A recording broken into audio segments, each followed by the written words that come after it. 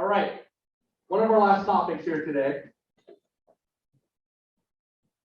What if every time you flip a property, you can have a guaranteed buyer lined up to buy it at that price? Number one worry I get from flippers or new flippers is, I don't know if I'm going to sell it. I'm just nervous. There is just this nerve-wracking feeling of putting something out there. Is someone going to buy this? Right? And what if they don't buy it? What if I completely overestimate it? They don't like my design, my pink tile, my pink foiling, you know, all those things. They don't appreciate it like I do. So what if you had your buyer lined up every single time before you even started? That'd be easier, right? That's what BRRRR is. You are that buyer. That's it. You are your own buyer. You're not set up to anyone else. You are your own buyer. So I guarantee you're going to buy it, right? You're not going to mess up yourself, right? So that's what happens when you accept that you're the buyer. So BRRRR gives you the ability to increase the frequency of your investment purchases, which leads to mastery quicker. BRRRR maximizes the velocity of your money. BRRRR gains are much, much better than flipping. They're tax-free. If I make a $100,000 profit on a flip, how much did I make? Not $100,000. And Uncle Sam has something to say about my short-term gains. There's a lot to say about that. If I make $100,000 on a BRRRR, I made $100,000. Tax-free, legally. BRRRR provides potential for infinite ROI. Infinite. No money invested, no money in the deal, and I'm getting a return. That $284 a month, if I spent $0 on that, that is an infinite return. That's what it means. All right, we're going to talk about that. So BRRRR stands for buy. So you're going to buy somewhere, target between 70 and 75% ARV rule. So meaning your price plus your renovations should not exceed 70 to 75% for a perfect full BRRRR. We're only going to talk about perfect first. So if I buy a property for $50,000 and I spent $25,000 to renovate it, what does an ARV need to be? Competition now. At least 100. You're exactly right. Next is rehab. So if I buy a property for $50,000 and I spend $25,000 to renovate, what is the ARV that I need to do that for it to make sense? It's at $100,000, right? 50 plus 25 is 75,000. That's 75% of 100,000. I only use simple math, guys. It's gonna be very simple math. Every class I did. Rehab, you're gonna rental value add, and you need to increase your ARV, after repair value of the property, and your ARRV, after repair rent value. If you raise the value of the property amazingly, and you refinance up and get your money back, but the rent doesn't cover the mortgage, that's not a good BRRRR. Many properties are like that. So not every property meets that criteria. So you need to understand both flipping and cash flow to piece together BRRRR. Rent, my opinion, is worth the wait for a really good long-term tenant, someone that will be there multiple years. I do not want to rent my property every single year. I want my tenant to feel like they own that property and they're there for 5 years, 10 years, 15 years. Because guess what? There's no turnover. Turnover kills your profit. Refinance. You're going to do a cash out refinance up to 75% in most scenarios. There are some that are more, some that are less. Usually, not always, usually takes 6 months to refinance if you want to refinance out at the higher value that you created. You renovated it and created value. Higher value usually has a seasoning period. Every lender is a little bit different, but that's very common.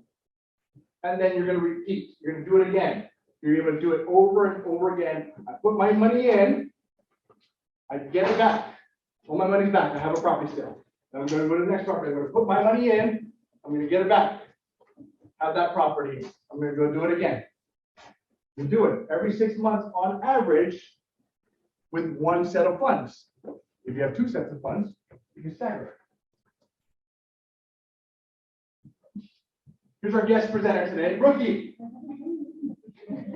I put this out about a month ago and share a deal that we did in this one's out in Winchester. It's a duplex. And I broke down the numbers of this BRRRR. And I'll share some of those with you guys today. I'm just going to share exactly what it looks like.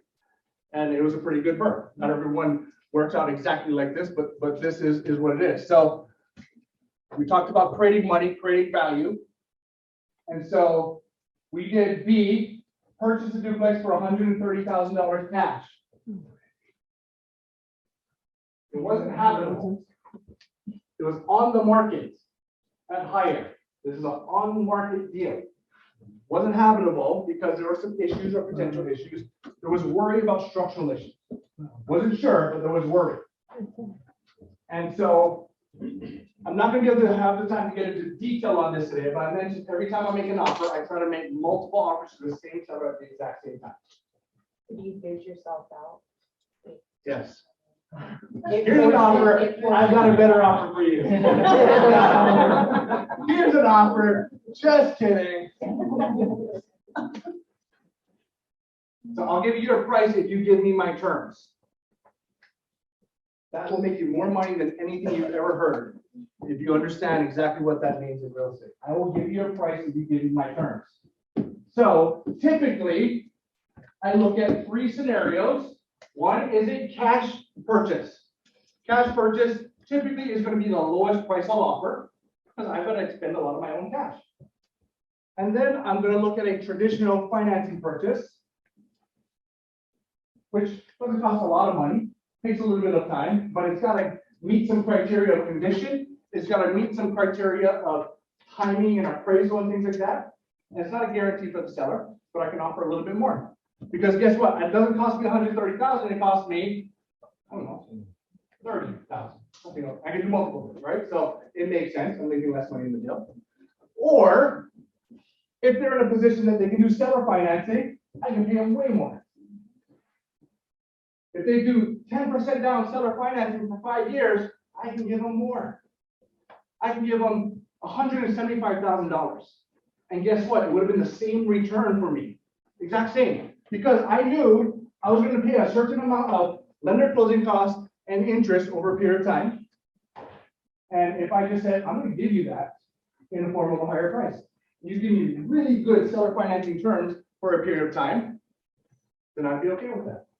Right? So you have cash financing, seller financing. You can offer low, medium, high on price, depending on what the terms are. They chose the lowest price that I offered because they said we need to close right away. And we don't want anyone inspecting this property because there's like a hole in the ground and we think it's structural and we don't want you to find out if it's structural. Literally, that's what it was. So if you're willing to take it as is, I ran the numbers. I said, okay, I've dealt with structural issues before. Called my contractor, sent him some information and said, okay, here's worst case scenario. So I factored in worst case scenario and it still made sense. I didn't want worst case scenario to happen, but it still made sense. And I made the offer and they took it. Turns out it wasn't worst case scenario. It was great. It was like a $2,000 or $3,000 fix. Amazing. So altogether, took $30,000 to renovate this property. We found value and then we created value. It was a 1-bedroom, 2-bedroom duplex. Extremely large and funky layouts. We turned it into a 2-bedroom and 3-bedroom. What did that do to the value? There's no bathroom in it? Oh, yeah. So,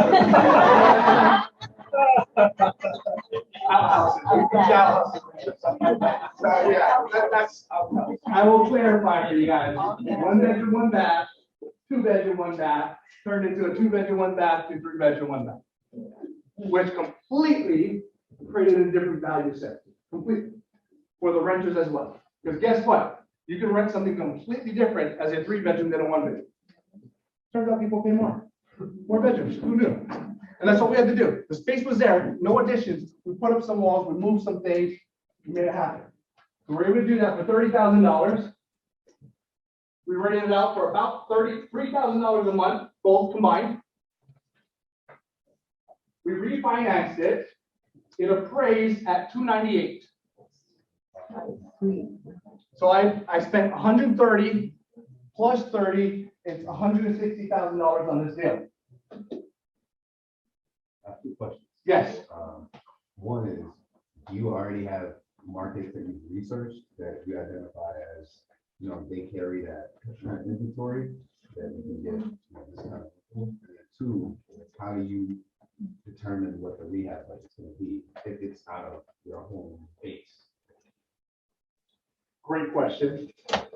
So one of the exercises we're going to do in a few minutes will help you with that, because there's a formula that we just talked about. So I don't see most of the properties that I buy in person until I get them under contract. So I need to, by square footage alone, determine what is my worst case scenario. Just square footage, that's it. Maybe there's a few photos. And if I can figure that out and get really, really close, barring structural issues, then I can get my contractor to verify, because everything's based on square footage. So there is a formula, there is practice. Our first session was that, but we'll come back to that. So refinance 75% of that. We've got a check for $210,000. It's a check Brookie is holding there. She spent it all already, unfortunately. Buying another property? We bought multiple properties for that. Yeah, $210,000. So we got 124% of our investment back in 6 months. We were done before 6 months, but we had to wait 6 months. We got 124% of our investment. We have $0 left in the deal. We cashed out above and beyond our property, our investment, like $450-something thousand. After refi, we now have a mortgage, expenses, property management. We make about $1,200 a month on this deal. But we have zero invested. We already made $50,000 tax free. Zero personal cash in this deal. That's an infinite ROI. In addition to the $50,000 profit that we took, we left $75,000 of created value in the deal. We didn't put $75,000 in, but we created that value by what we did, because the lender says we need 25% of equity, and we created that value. So it wasn't my money, it was the market's money that we created is in that deal. So I still have $75,000 in that deal. And then we repeated. We bought 4 properties with that since.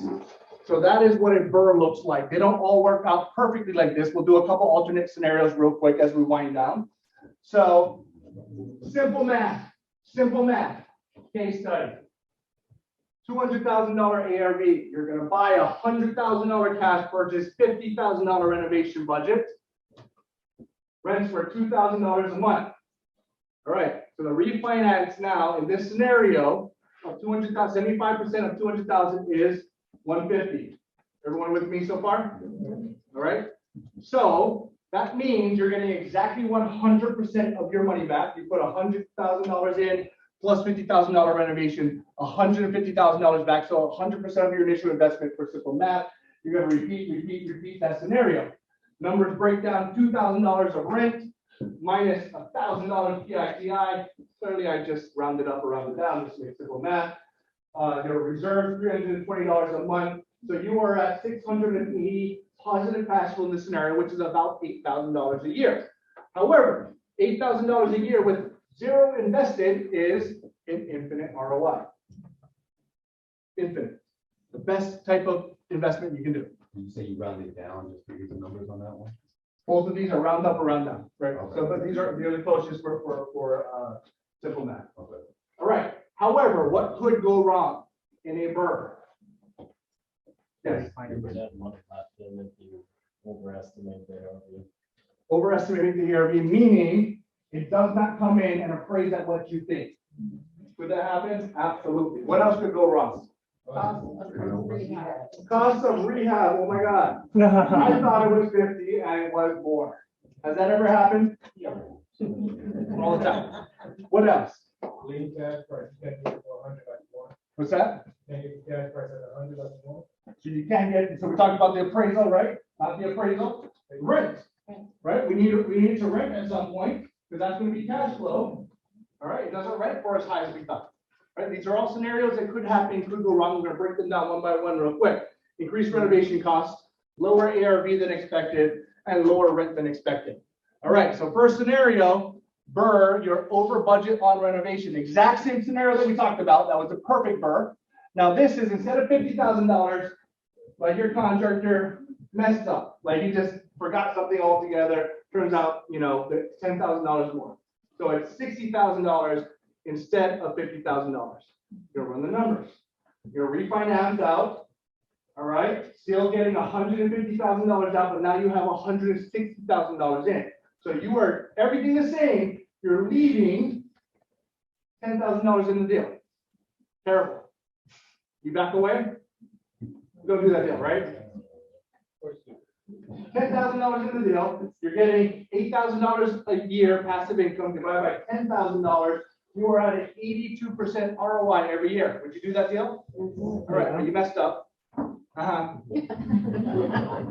right, low appraisal, $200,000 ARV. Turns out it's only 190. Huge drop, 190. Messed up. All right, so let's look at this. So now we're doing 75% of 190, not 200. Meaning you can only cash out 142 instead of 150, which means you're leaving 7,500 in the deal. Clearly you walk away, right? No, $8,000 a year, 7,500 left in the deal. That's 109% ROI every year after that.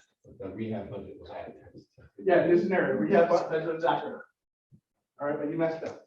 All right, next scenario. Did not estimate rent correctly. Instead of $2,000 a month, it's only $1,900, right? So your incoming cash flow is off. Incoming cash flow is off. Everything else is the same. So we have cash flow of $1,900.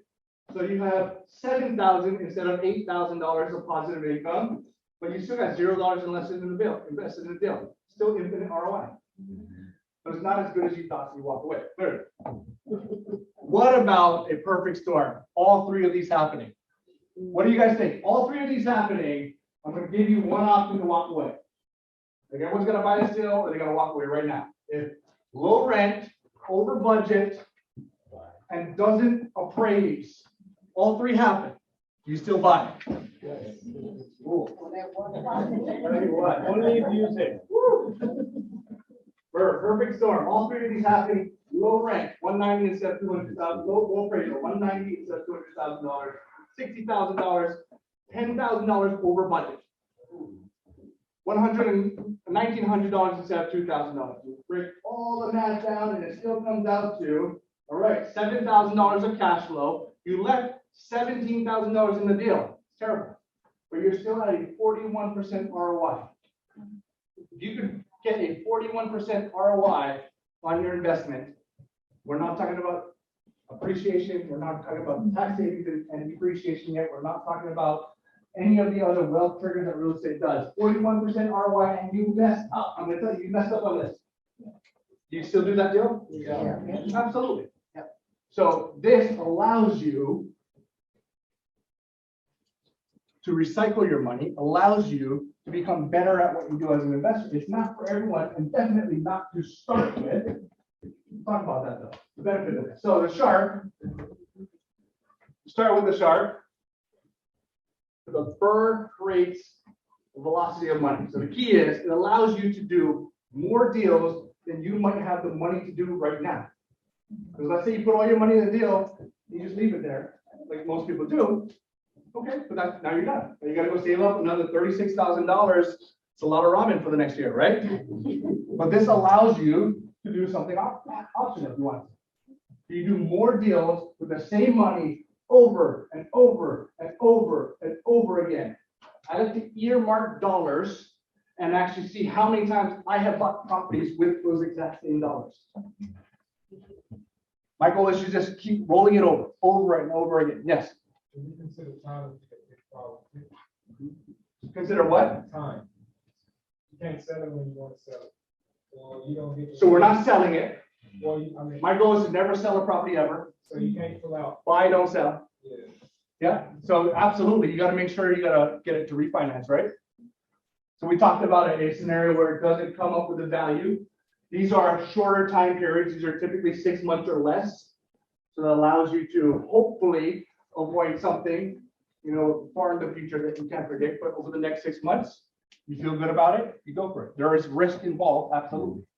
If the market crashes and all the values drop by 30%, will that affect you? It will. I don't think it's gonna happen, but why I continue to buy. BRRRR creates the opportunity for mastery. This is probably the most important thing why I love this and why my number one goal is to do this every single time. Everyone heard this quote, Bruce Lee, I fear not the man who has practiced 1,000 kicks once, but I fear the man who has practiced one kick 10,000 times, right? 10,000, right? So meaning, no one has ever become a master at doing something every once in a while. Like, I think I'm gonna go to the gym and learn a punch, learn a few kicks, and then in a few years, I'm gonna do it again. I'm never gonna be Bruce Lee though, ever, right? You gotta just focus and focus and focus, but your time, your capital is a restraint. This allows you to do more deals than you normally would be able to do. It's not for the beginner though. This is like saying, I wanna learn how to go Kung Fu. Wrong term, but I have never been to the gym in my life and I can barely like walk 10 feet, right? So at some point you gotta get to shape first before you go to the next level. So this BRRRR is, what is that next level? It might be 6 months in, it might be several years in, but you need to learn how to flip, which was class number 1. You need to extremely understand cash flow, which was class number 2. This puts those together. All right, so this is the last thing we're gonna do today. We're gonna break up in groups. We're gonna do some examples. We're gonna break and we're gonna buy some properties today together in this scenario.